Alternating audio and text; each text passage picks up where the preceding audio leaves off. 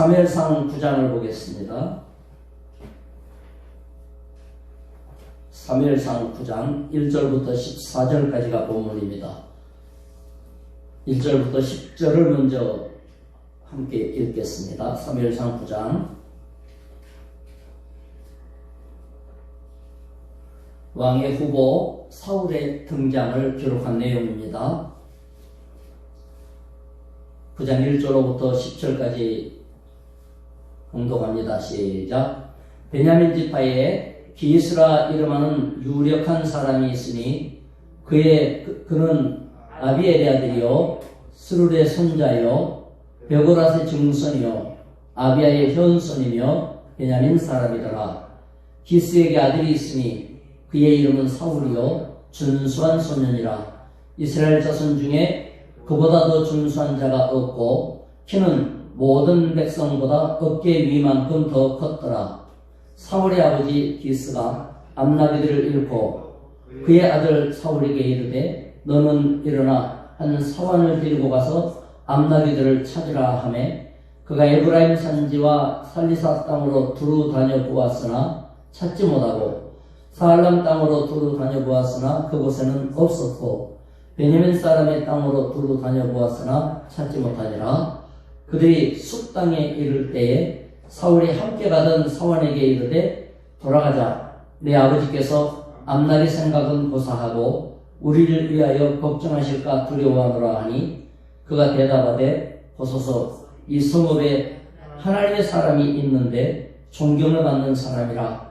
그가 말하는 것은 반드시 다 응답하냐니 그리로 가사이다. 그가 혹 우리가 갈 길을 가르쳐줄까 하나이다 하느니라. 사울이 그의 사환에게 이르되 우리가 가면 그 사람에게 무엇을 드리겠느냐. 우리 주머니에 먹을 것이 다 하였으니 하나님의 사람에게 드릴 예물이 없도다. 무엇이 있느냐 하니 사환이 사울에게 다시 대답하여 이르되 보소서 내 손에 은 한 세겔에 4분의 1이 있으니 하나님의 사람에게 드려 우리 길을 가르쳐달라 하겠나이다 하더라. 옛적에 이스라엘 사람이 하나님께 가서 물으려 하면 말하기를 선견자에게로 가자 하였으니 지금 선지자라 하는 자를 옛적에는 선견자라 일컬었더라.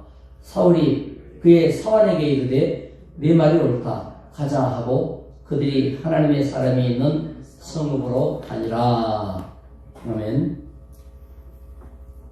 이스라엘이 하나님께 왕을 요구했습니다. 우리도 다른 나라같이 왕이 있으면 전쟁 날 때 우리 백성을 지켜줄 거 아닙니까? 사무엘이 말이죠. 전쟁 날 때 지켜줄 것만 생각하느냐? 온 백성은 다 왕의 종이 되고 말 거다. 목숨도 다 전부 왕한테 맡겨야 될 거다. 자식들은 전부 군대로 뺏길 거고 딸들은 그의 일꾼으로 다 뺏길 거다. 그러든지 말든지 백성들은 왕이 필요합니다. 하도 요구하니까 하나님께서 들어주라. 그런 다음에 지금 사울이 소개되는 것이죠. 왕의 후보감입니다. 사울 소개를 보면 평범한 일상 이야기로 시작을 해요. 무슨 왕이기 때문에 엄청난 대단한 평소에 뭔가를 이뤄놓았던 그런 인물이 소개되는 게 아니고 키가 큰 사람이다. 그리고 잘생겼다. 백성들의 외모 기준에 딱 맞았다. 뭐 이런 내용이죠. 사람들에게 호감받을 정도의 그런 인상을 갖고 있었다. 뭐 이런 내용이고 또 사울의 이야기를 통해서 그가 상당히 성실했고 아버지와의 관계에서 매우 순종적이며 충성된 중심을 갖고 있다라는 내용이에요. 나귀 잃어버리면 찾아봐라. 이 사원 하나 데리고 3일 길을 엄청나게 찾아다녔어요. 자기 지역으로부터 베냐민 지역, 살리사 지역 찾아도 없으니까 이제 걱정한 거 아닙니까? 야, 나귀가 문제가 아니고 아버지가 우리 때문에 걱정하겠다. 요즘 같으면 핸드폰으로 어딥니다 해가면서 되겠는데 예전에야 뭐 돌아와서 얼굴 보여주기 전까지는 소식을 알 수 없으니까 부모님 걱정이 이제 염려가 돼서 돌아가자. 그때 사환이 말하기를 선지자를 소개한 거 아닙니까? 유명한 사무엘 선지자를 소개했어요. 그들의 발걸음이 사무엘 선지자의 고향 라마에 와 있었던 거예요. 가깝습니다. 가봅시다. 기왕에 왔으니 뭐 이제 가보자 이렇게 된 건데, 아니 하나님의 종을 만나면서 어떻게 빈손으로 가냐. 뭔가 하다못해 바카스라도 한 병 사들고 가야 되는 거 아니냐. 이거 뭐 음식도 다 떨어지고 어떡하냐. 이러니까 사원이 말하기를, 내 호주머니에 4분의 1 아주 푼돈이에요. 그냥 형식적으로 푼돈이나마 예의를 차리고서 한 번 가서 인사하고 물어봅시다. 나귀를 어떻게 찾을 수 있는지, 어디 뭐 이놈 나귀가 어디로 도망갔는지 혹시 알지 모르지 않습니까? 이렇게 소개를 하는 건데, 이 내용을 왜 그렇게 했어요? 성경에는 자기 집에 일어나는 나귀 분실 사건, 아버지의 마음이 그 나귀는 꼭 찾아야 되겠다. 사울도 기어이 찾아야지. 막 헤매다가 라마까지 갔단 말이에요. 그리고 사무엘이 소개되어지고 마침 사무엘 고향이니까, 이것은 뭐예요? 하나님이 사울과 사무엘 선지자를 만나게 하시고자 하신 계획이 있었다. 이거를 보여주는 거예요. 그런 말은 빠졌지만은 우리에게 벌어지는 일상생활에 우연히 어디를 갔다, 누구를 만났다, 어떤 일이 터졌다, 이런 일들이 그냥 되어지는 일은 없는 것이다. 하나님께서 이와 같이 사울을 소개할 때에 사울이 불안당이나 얼렁뚱땅이나 무슨 게으른 인간이나 이런 것이 아니었어요. 그의 조건이 인간이 바라볼 때에도 쓸만했다. 그래서 평상시의 삶의 자세는 매우 하나님께 쓰임받는 데 중요하다 하는 것을 보여줍니다. 뿐만 아니라 하나님의 사람을 가까이 하는 것은 주의 뜻에 대하여서 그들이 상당히 관심이 있는 그런 정도는 되어 있었다. 사사시대 때 다 하나님을 멀리 했었던 시대였지만은, 그럼에도 불구하고 사무엘을 사울이 잘 모르는 걸 보면 그가 뭐 열성적인 사람은 아니었으나 기본적으로 그의 가문에서 하나님에 대한 이런 인식, 인도자가 되신 하나님에 대한 것은 인식하고 있었다는 걸 알 수 있습니다. 결국은 뭐죠? 우리에게 대입해 본다면 나에게는 하나님이 쓰실 만한 조건이 있는가? 나에게 주어지신 나만의 장점들이 있을 것이다. 물론 상대방이나 다른 사람에게도 그런 것이 있어서 쓰여질 것이다 라는 기대로 우리는 봐야 되겠죠. 뿐만 아니라 자신에 대해서도 하나님이 나에게 주신 것은 이런 것이니 하나님이 쓰실 것이다. 그리고 일상이에요. 그 일상인데 그 일상의 모든 만남이나 일어나는 일들은 하나님의 계획을 성취하는 하나님의 축복이요 사건이다라고 하는 믿음의 수용, 우리가 삶을 하나님의 계획하심으로 받아들이는 이런 체질이 필요하다는 걸 보여주는 것입니다. 이걸 통하여 왕으로 세워질 후보가 지금 등장하죠. 자, 11절로부터 14절을 한번 읽어보겠습니다. 시작. 그들이 성읍을 향한 비탈길로 올라가다가 물 기르러 나오는 소년들을 만나 그들에게 묻되 선지자가 여기 있느냐 하니 그들이 대답하여 이르되 있나이다. 보소서 그가 당신보다 앞서갔으니 빨리 가소서. 백성이 오늘 산당에서 제사를 드리므로 그가 오늘 성읍에 들어오셨나이다. 당신들이 성읍으로 들어가면 그가 먹으러 산당에 올라가기 전에 곧 만나리이다. 그가 오기 전에는 백성이 먹지 아니하나니 이는 그가 재물을 축사한 후에야 청함을 받은 자가 먹음이니이다. 그러므로 지금 올라가소서 곧 그를 만나리이다 하는지라. 그들이 성읍으로 올라가서 거리로 들어갈 때에 사무엘이 마침 산당으로 올라가려고 마주 나오더라. 라마로 와서 사무엘을 찾아야겠는데 어디 있는지 뭐 알 길이 없었죠. 마침 물길로 나온 아가씨들한테 물어본 거 아니에요. 사무엘 선지자가 어디 계시냐. 야, 그런데 사무엘 선지자에 대해서 얼마나 잘 알고 있든지 지금 예배드리러 올라오는 날입니다. 오늘 마침 그 날입니다. 지금 올라오고 있을 겁니다. 이 시간쯤 되면 틀림없이, 왜냐 선지자가 예배드리는 시간은 뭐 정확하게 그 정도로 이제 신앙에 대한 어떤 정리가 구동되어 있는 거예요.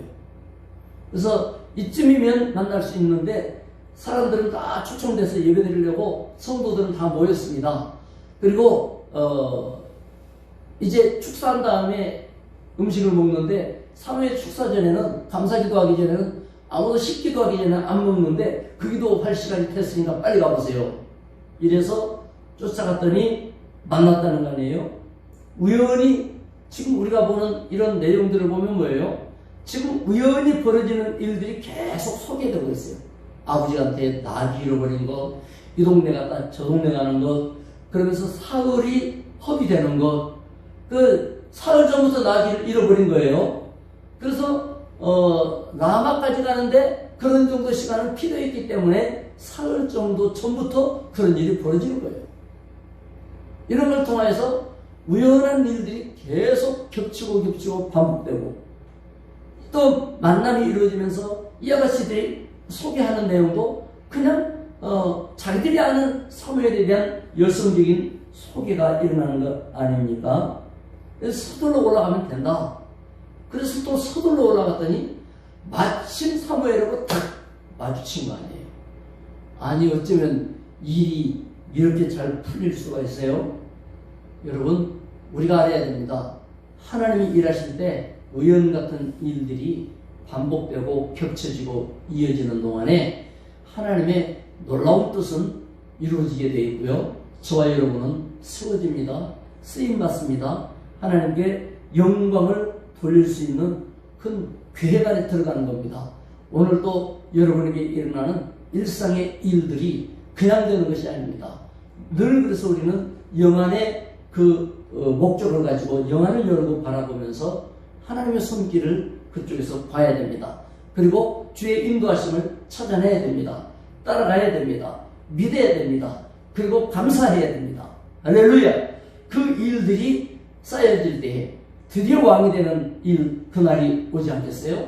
그렇기 때문에 왕이 됐다는 게 중요한 것이 아니라 하나님이 일하시는 방법에 대한 눈을 열 때 나의 그 특별할 것 같지 않은 일상이 사실은 하나님의 세밀한 계획 가운데 일어나는 일이고 내가 마음먹었던 이런저런 모양의 일들이 그냥 되는 것이 아니라 뭔가를 하나님이 하고자 하셨기 때문에 그런 일이 벌어지는 거예요. 그래서 우리는 뭐냐면 이 일에 하나님의 계획이 있다. 나는 하나님의 인도하심을 믿는다. 심지어 어떤 일을 만날 때 내가 조급하게 결론 내리지 않겠다.